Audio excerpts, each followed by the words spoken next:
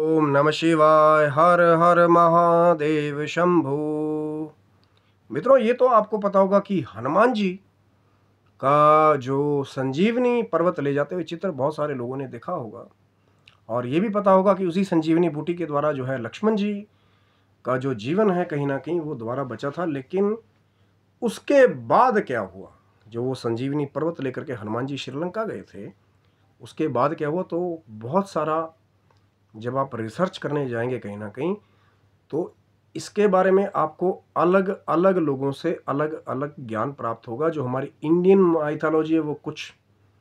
थोड़ा सा अलग आपको संकेत करती है, कुछ कथाएं जो हैं या संत हैं, और जो कुछ श्रीलंका की माइथोलॉजी है या कुछ वहाँ की जो एक ऐतिहासिक जो धरोहरों को बचाने वाले हैं वो कुछ और ही गाथा गाते हैं। तो आज आपके साथ वो डिस्कस करेंगे कि क्या हुआ उसके बाद जब हनुमान जी संजीवनी पर्वत लेकर के गए। उस बूटी के द्वारा सुषैण वैद्य ने कहीं ना कहीं हनुमान जी के द्वारा लाए गए पर्वत की बूटी के द्वारा लक्ष्मण जी के प्राण बचा लिए। लेकिन उसके बाद क्या हुआ, तो शिव सप्तम चैनल पे आप लोग का हार्दिक स्वागत है। और चैनल पे यदि नए हैं तो विनम्रता से निवेदन करूंगा कि चैनल को सब्सक्राइब कर लें, ताकि हमारे द्वारा बनाई हुई कोई भी ये जो ज्ञान की चर्चाओं वाली वीडियो है, कोई रहस्य की चर्चाएं हैं, वो वीडियो आपको जल्दी प्राप्त हो जाए। क्योंकि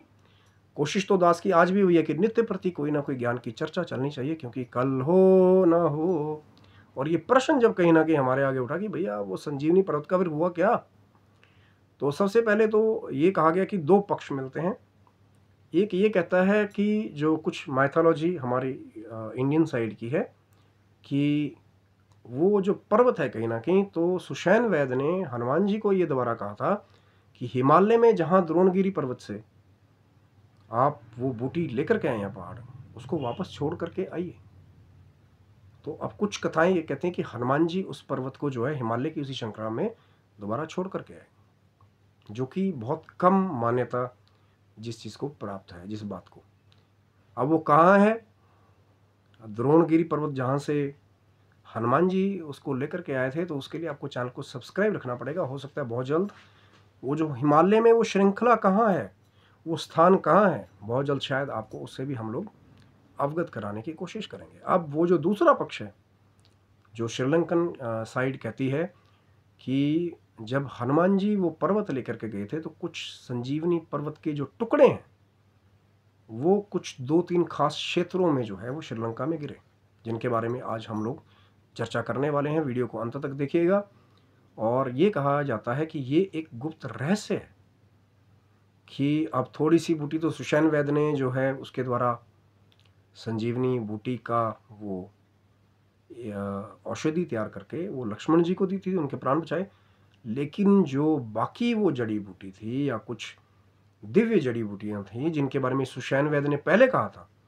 हनुमान जी को कि आप हिमालय जाएंगे उसको लेने के लिए, लेकिन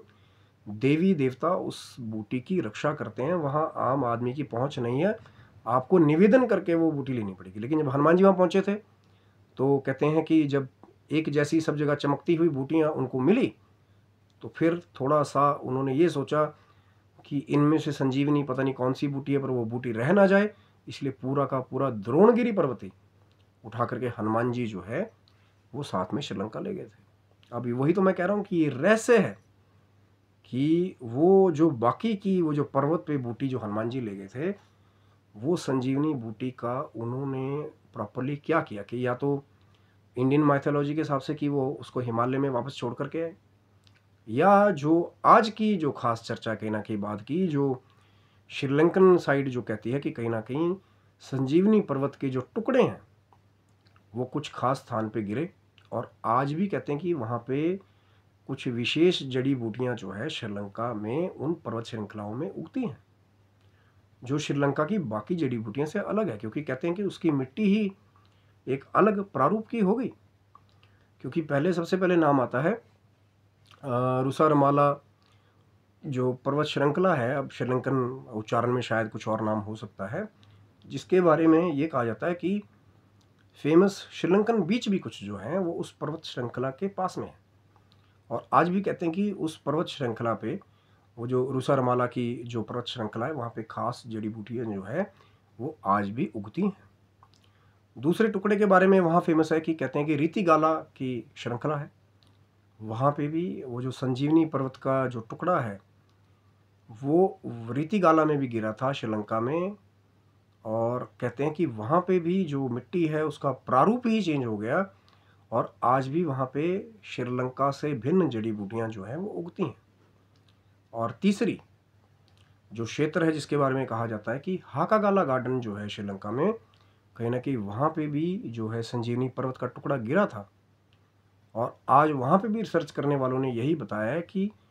श्रीलंका में उगने वाली जो जड़ी बूटियाँ हैं, तो जो श्रीलंका का ये जो दक्षिणी सागर है उसके पास में कई ऐसे क्षेत्र हैं जहाँ की मिट्टी, जब वो संजीवनी पर्वत का टुकड़ा गिरा था वहाँ पे, तो कहते हैं कि वहाँ की मिट्टी भी भिन्न है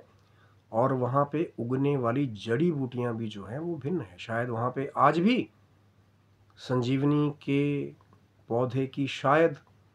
कोई ऐसी प्रजाति हो जिसके बारे में वहाँ के, जो मैं हर बार बात करता हूँ, पिछली वीडियो में भी बात की थी कि वो मतंग कबीला है जहाँ पे हनुमान जी 41 साल में आते हैं, एक वो शायद उन दिव्य जड़ी बूटियों के औषधियों के बारे में जानते हैं। या एक कबीला वो है जो कहीं ना कहीं भगवान श्री रामचंद्र जी ने जब रावण का वध कर दिया था और विभीषण जी को राज्य पे स्थापित किया था, तो कहते हैं कि विभीषण जी के ही कुछ वंशज या कोई महारानी उनके आगे वंशज जो हैं वो एक और कबीले के रूप में वहीं पे रहते हैं,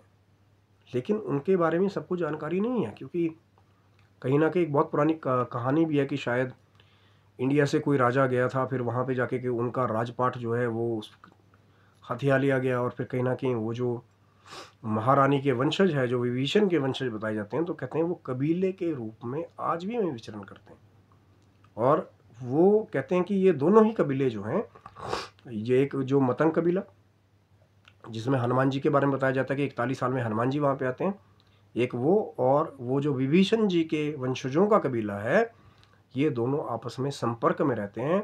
और कहीं ना कहीं ये भी कहा गया कि श्रीलंकन गवर्नमेंट भी जो है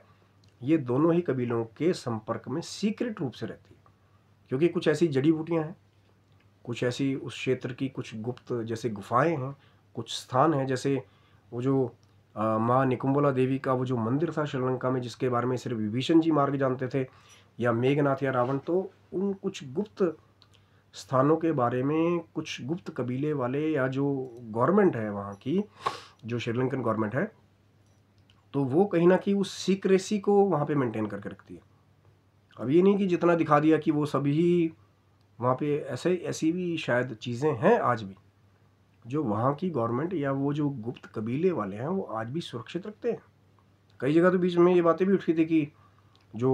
रावण का जो शरीर है कहीं ना कहीं उसको आज भी दिव्य लेप लगा करके उन्होंने सुरक्षित रखा हुआ है वहाँ पे। आप सुनने में थोड़ा सा कान खड़े हो जाते हैं, लेकिन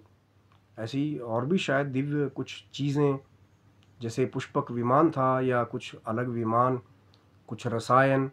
या कुछ अस्त्र शस्त्र उस समय के जो त्रेता काल के थे, शायद वो आज भी वहाँ पे। लेकिन मैंने जैसा आपको कहा कि वो जो कुछ गुप्त कबीले के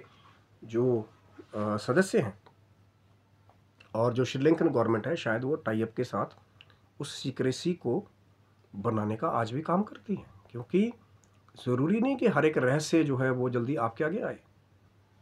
बहुत सारी मूवीज़ ने कहीं ना कहीं बहुत सारे रहस्यों को शायद उजागर करने का काम भी किया, जैसे राम सेतु के बारे में बहुत सारे लोग परिचित हो गए होंगे, लेकिन अभी भी ऐसे बहुत सारे रहस्य हैं वहाँ पे जो शायद कहीं ना कहीं जो उन दिव्य कबीलों के जो संपर्क में वो ही उन राज को शायद जानते हैं, लेकिन शायद अपने तक ही उसको मेंटेन रखते हैं। वो ये नहीं कि बस वो ले जा करके उसको सोशल प्लेटफॉर्म पे डाल दिया। लेकिन हमारी भी कोशिश तो यही है ना कि जब ये प्रश्न उठा कि कहाँ कहाँ संजीवनी पर्वत का क्या हुआ नहीं हुआ, और चैनल को सब्सक्राइब रखिएगा। शायद जैसा मैंने बताया था कि किस क्षेत्र से हनुमान जी जो है संजीवनी बूटी द्रोणगिरी पर्वत लाए थे हिमालय से, उसके बारे में भी विस्तार से शायद एक वीडियो बनाने की आवश्यकता है। लेकिन श्री रामचंद्र जी की कृपा होगी, हनुमान जी की कृपा होगी, और आप चैनल को सब्सक्राइब रखेंगे, वीडियो को आपका प्रेम मिलेगा, तो हो सकता है शायद अगला वीडियो बहुत जल्द जो है कि कहीं ना कहीं वो जो क्षेत्र है हिमालय का गुप्त, जहाँ पे आज भी संजीवनी बूटी जैसे या सोम रस के पौधे जैसे बहुत सारे दिव्य औषधियाँ और पौधे जो है या वृक्षों की प्रजाति जो है आज भी उपलब्ध है। लेकिन कुछ दिव्य संत, सिद्ध, योगी, तपस्वी कहीं ना कहीं उस राज को जानते हैं कि ऐसी ऐसी जड़ी बूटियाँ जो सदा जवान रखने का काम भी करती हैं, सदा निरोग रखने का काम भी करती हैं और कहीं ना कहीं उम्र को बढ़ाने का भी काम करती हैं। लेकिन ये रहस्य जो है कहीं ना कहीं जब आप प्रेम आपका मिलेगा, कोशिश हमारे चैनल से भी जो हमेशा रही है कि कहीं ना कहीं और इन्फॉर्मेशन इसके बारे में आप तक लाने की हम लोग कोशिश करेंगे कि कहाँ से हनुमान जी किस क्षेत्र से जो है द्रोणगिरी पर्वत को लेकर के आया था और आज प्रेजेंट वहाँ की कंडीशन क्या है। तो आप स्वस्थ रहिए, मस्त रहिए। भगवान शिव की, माँ जगदम्बा की कृपा आपके पर बनी रहे और श्री रामचंद्र जी की, हनुमान जी की, माँ सीता जी की कृपा से कहीं ना कहीं आप अपने स्थान में हमेशा से स्वस्थ, मस्त, निरोग, सुख समृद्धि से भरपूर रहिए। तब तक के लिए सभी बंधुओं को हर हर महादेव शंभु। जय माता दी, जय श्री राम।